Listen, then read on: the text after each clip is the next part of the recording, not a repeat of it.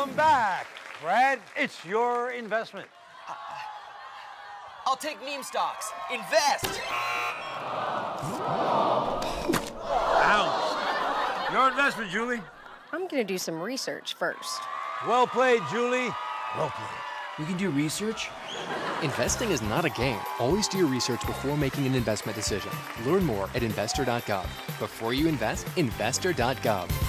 And that was Gary Gensler and the SEC's stern warning to crypto bros about the dangers of investing in cryptocurrencies and meme stocks. Now, upon the release of this media gem, the regulator was accused of disparaging everyday consumers and widely criticized as being condescending and disrespectful. Now, I personally think that the Lizard King cannot help himself. After all, it's just who he is. I imagine that the tyrannical Bitcoin maxis who host the annual Bitcoin conference were shaking their proverbial fist inside their mom's basements after seeing their superstar speaker Mike Novogratz proudly post on Twitter about his freshly inked body art in the form of a lunar tattoo. He even gave a shout out to its now fugitive CEO Do Kwon. But months later, after the Terra ecosystem collapse that wiped out $48 billion from the crypto markets, Novogratz followed up by saying, "The ink will be a constant reminder that venture investing requires humility." Fuck that. Dude, get some laser surgery. Unless of course you don't have the funds to do so now.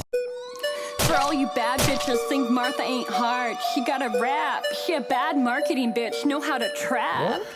Turkish Martha skirt, keep gun up in her skirt, been trapping with dessert.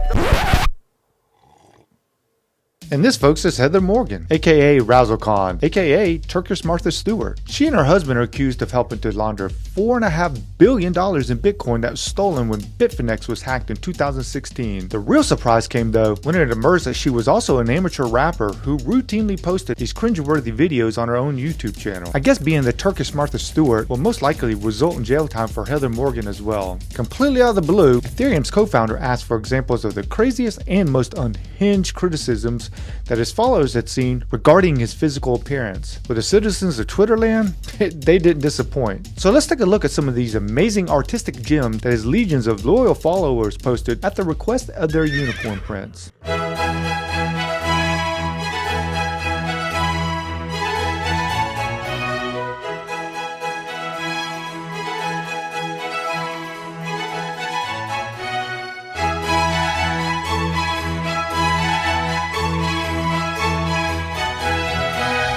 No doubt, many of these are going to be future Smithsonian and Louvre candidates. This attractive couple are accused of stealing a fortune when the exchange Crypto.com accidentally sent them $10.5 million after a withdrawal request of only $100. And the most alarming part is, the company didn't even notice the mistake for 7 entire months. And by that time, Thibaut Monogari Monivel, did I pronounce that right?